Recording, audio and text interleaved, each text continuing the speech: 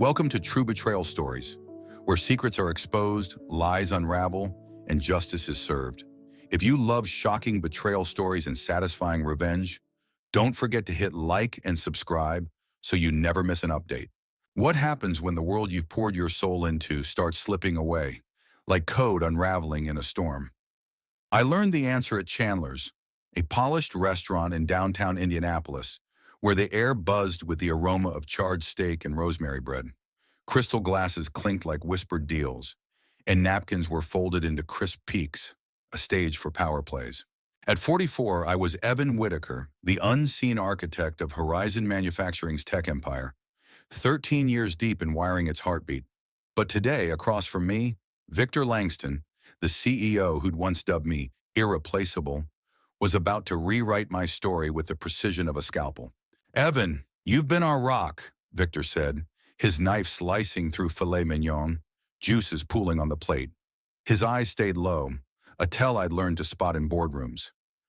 "But we're charting a new course. Fresh blood, bold vision. My nephew Julian just graduated from Stanford. He's bringing digital transformation to the table." The words hit like a server crash at peak load. I forced a smile, the kind you practice when the ground shifts beneath you.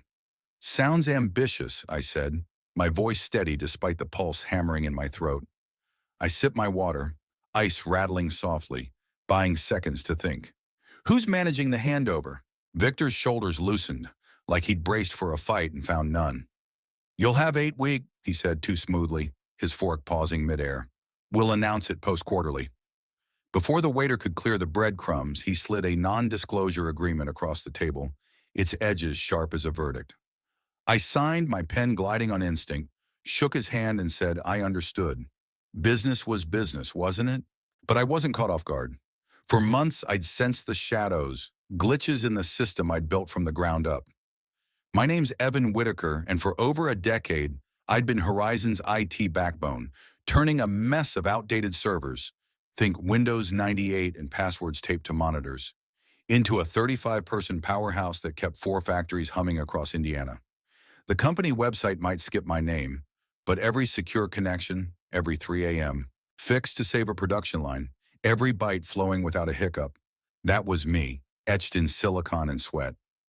I wasn't just part of the machine, I was its pulse. Chandler's wasn't made for endings.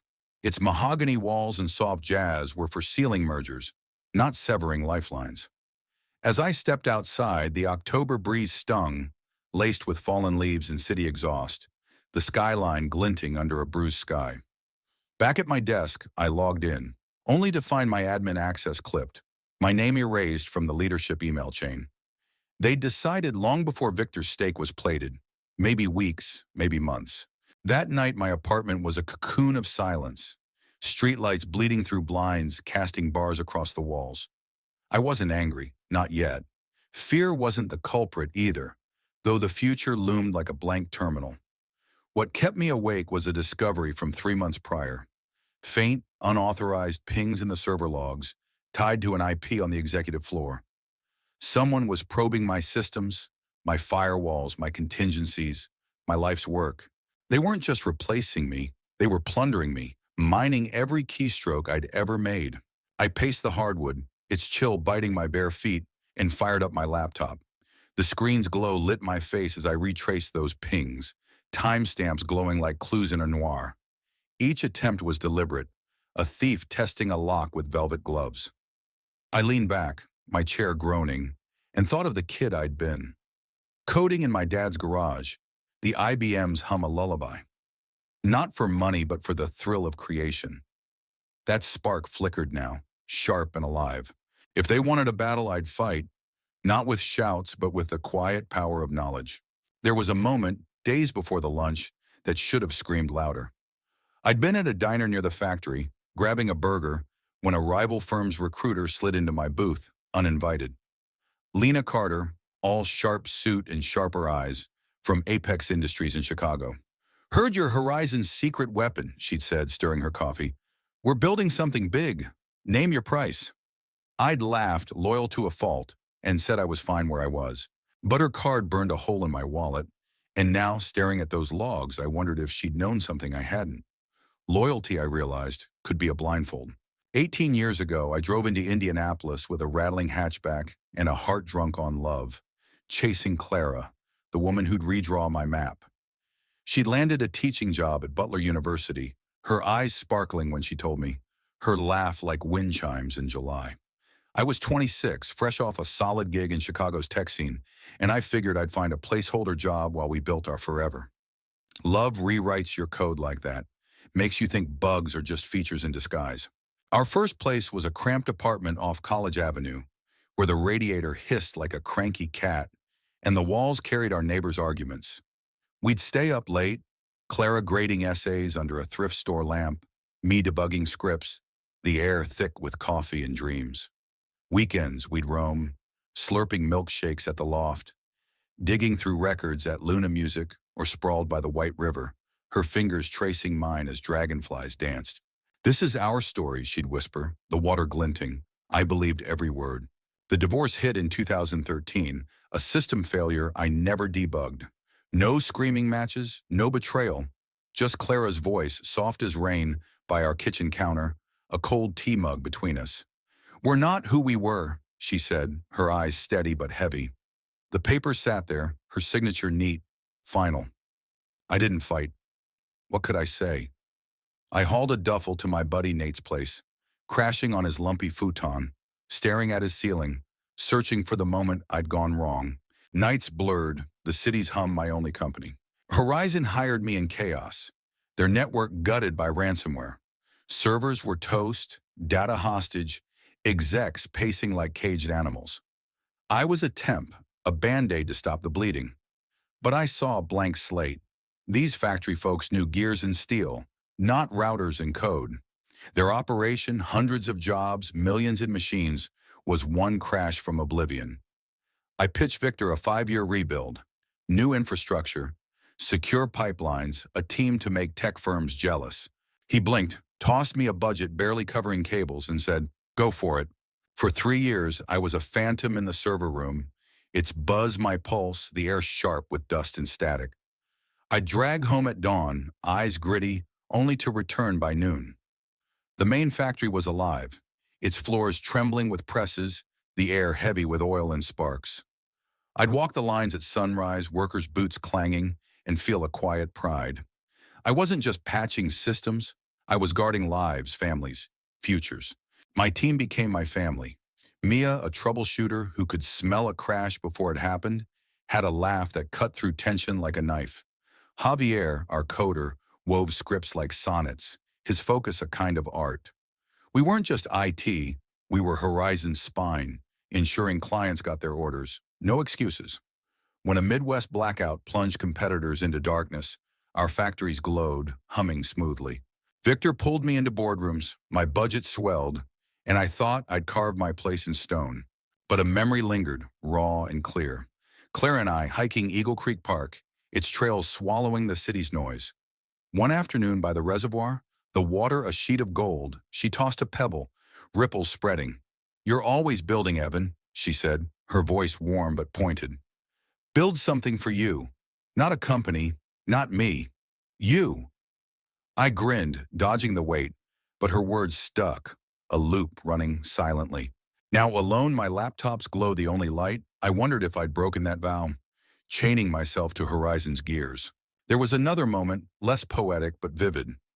My first month at Horizon, I found a server closet, a janitor's nightmare of tangled cables and dying drives. The last IT guy had bailed, leaving a post-it, "Good luck." I laughed, not from humor, but hunger. I stayed until 4 a.m., sorting wires, my hands black with grime. When the system blinked on, I felt a surge. Purpose, not pride.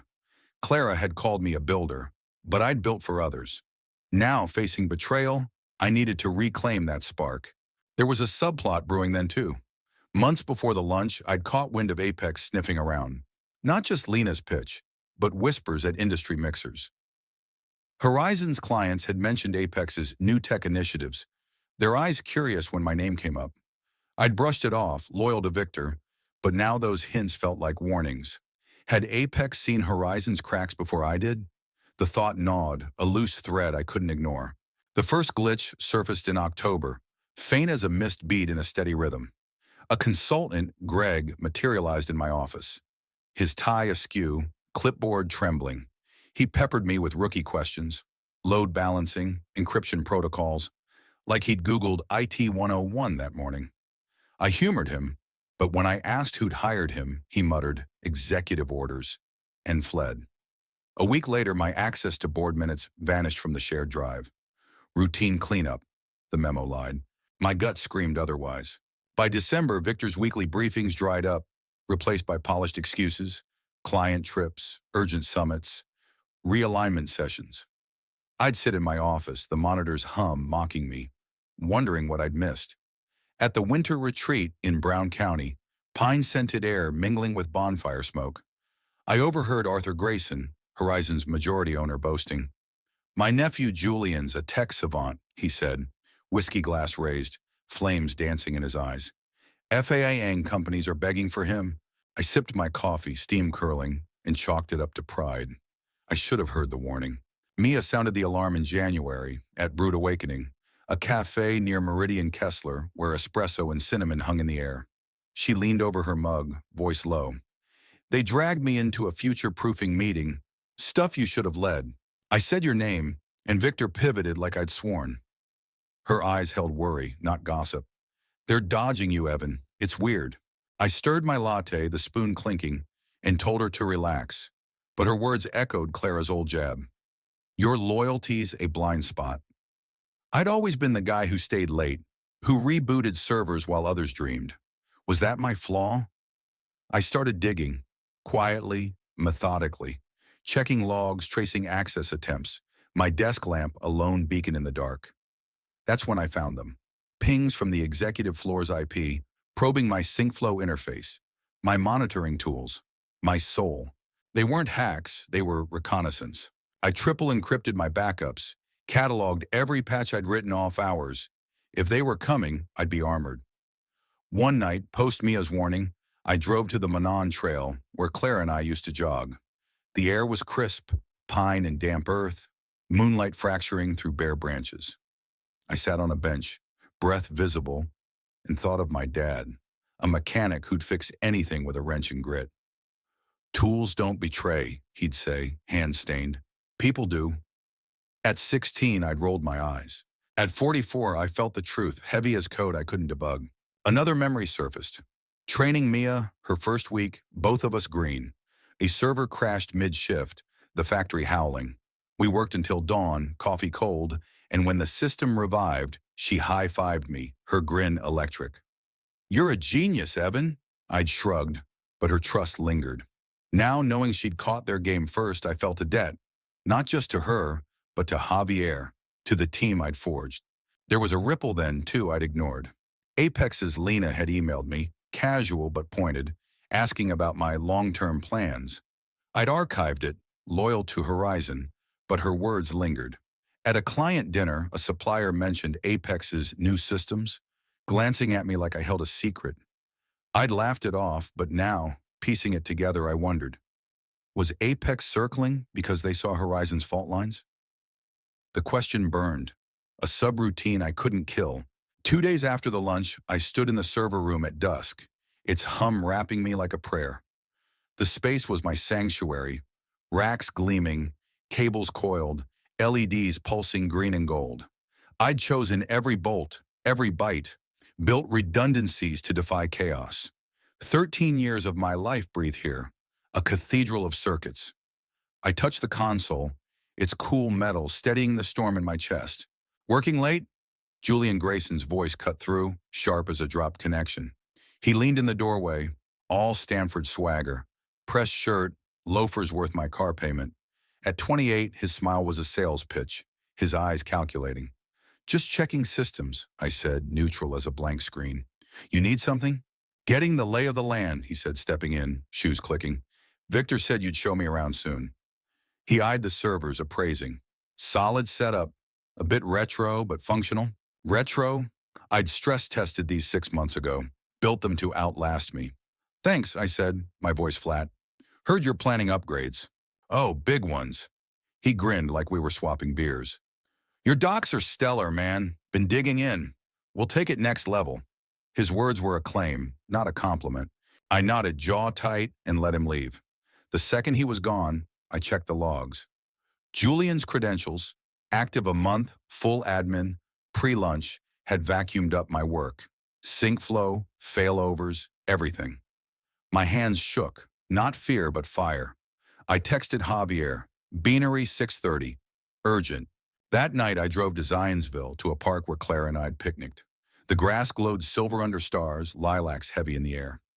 I sat on my car's hood, still warm, and heard Victor's voice from years back, post a client win. You're our engine, Evan. Engines rust, I thought, the sky endless above. Javier was at the Beanery pre-dawn, eyes red, the cafe warm with coffee and sugar. They're gutting you, he said, sliding me a mug. Asking me to break down your code, weeks now. What's the plan? I leaned back, the chair creaking, the cafe's hum a balm. They think it's all written down, I said. But you know it's not. His eyes lit. My scripts, my sync flow, the client portal, they were mine, born in midnight epiphanies, not company time. No sabotage, I said, but I'm keeping what's mine. He nodded. What do you need? Every line I wrote and who's still with us. There was a moment, weeks prior, I'd missed. Julian had chatted up Mia, all charm, asking about team vibe. She'd laughed, but later said, he's digging, Evan. I should have listened. Now I thought of an all-nighter years back. Me, Mia, Javier, saving a shipment, empanadas and laughter fueling us. That bond was my real system, and I'd defend it. Another threat emerged. Apex. Lena had called again, post-lunch, her voicemail vague but warm. Evan, let's talk opportunities. I'd ignored it, but Javier mentioned a rumor.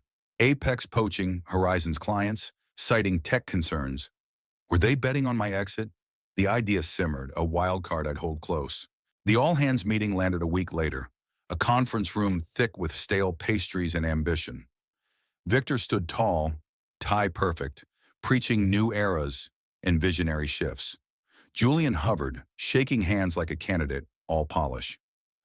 Evan's been key, Victor said, eyes elsewhere, and we're grateful as he guides Julian's leadership over 8 weeks. The room stirred. Shock, murmurs, Mia's glare burning. I nodded to her, a silent steady. Post-meeting, I cornered Victor and Rachel from HR. Sync flow's mine, I said, calm but firm. Pre-Horizon, licensed, not owned. Clause 9, 2012. Rachel's pen tapped. All work's ours. Check the contract, I said.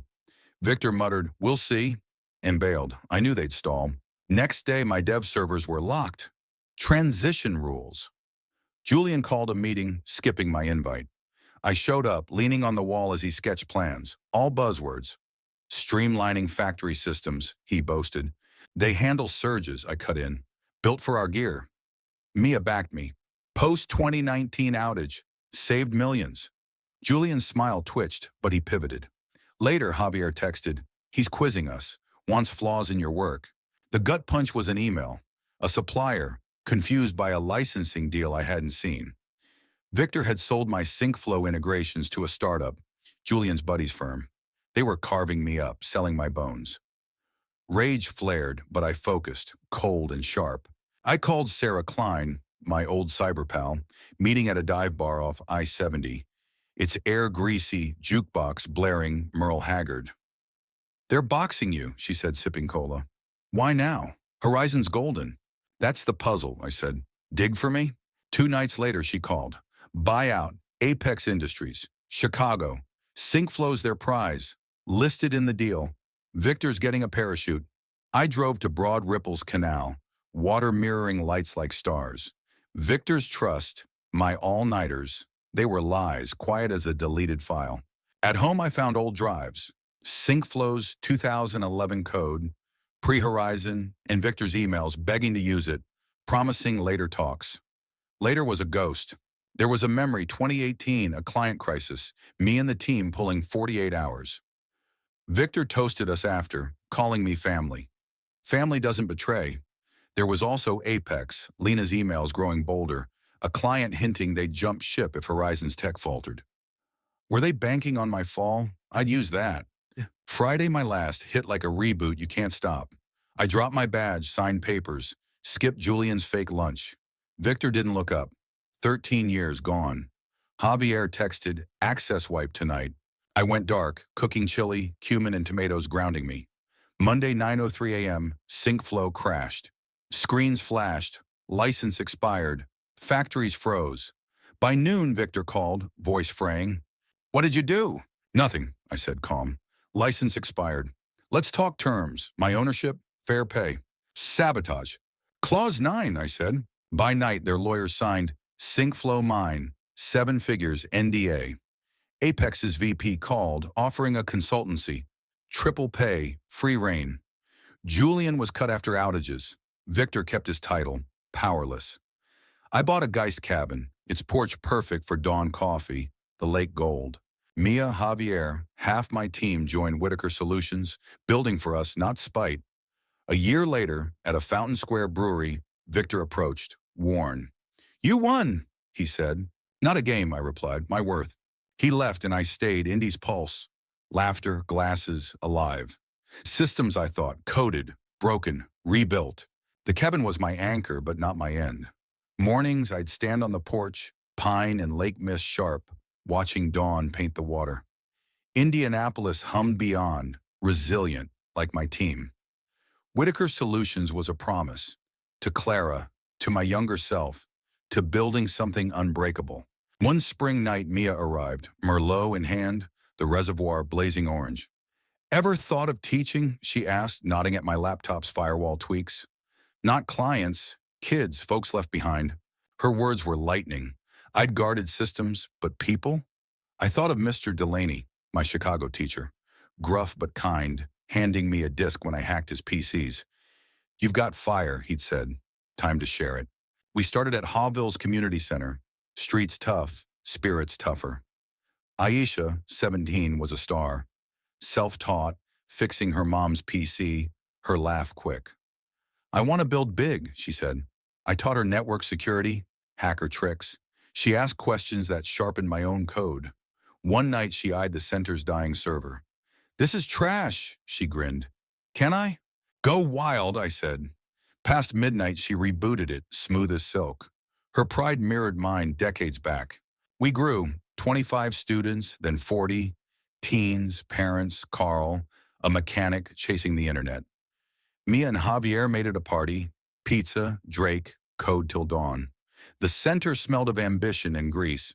Aisha brought Malik, 12, shy, sketching neon cities. I gave him a laptop. His first animated tower glowed. Can it fly? He asked. Make it soar, Atso. I said. Carl's struggle hit me. One night, he quit, cursing HTML. Too old, he growled. I sat with him. Engines are puzzles, right? Same here. By 1 a.m., his church site was live. Didn't know I could, he said, gripping my hand. A subplot brewed. Apex offered Aisha an internship, Lena citing my program. I hesitated. Trust issues. But Aisha begged. I vouched for her, and she thrived, proving my work rippled beyond me. Our summer showcase packed a gym, corded tables, buzzing crowd. Aisha's bus app shone. Carl's site drew nods. Malik's robot film cheered. Scouts circled. Parents beamed. I watched Aisha shine. Clara's words echoing, build for you. This was it. People, not servers. Outside, Indy sang, hot dogs sizzling, kids laughing. Horizon was old code, overwritten. Aisha texted, thanks for seeing me. I smiled, stepped inside, ready for the next spark. What's your spark? Like Aisha, Malik, and me, you've got a story waiting to be built. One line, one dream at a time. Join a community, mentor someone, or create something that's yours. Start today, find your people, share your skills, and build a legacy that lights the way for others. The world's waiting for your code.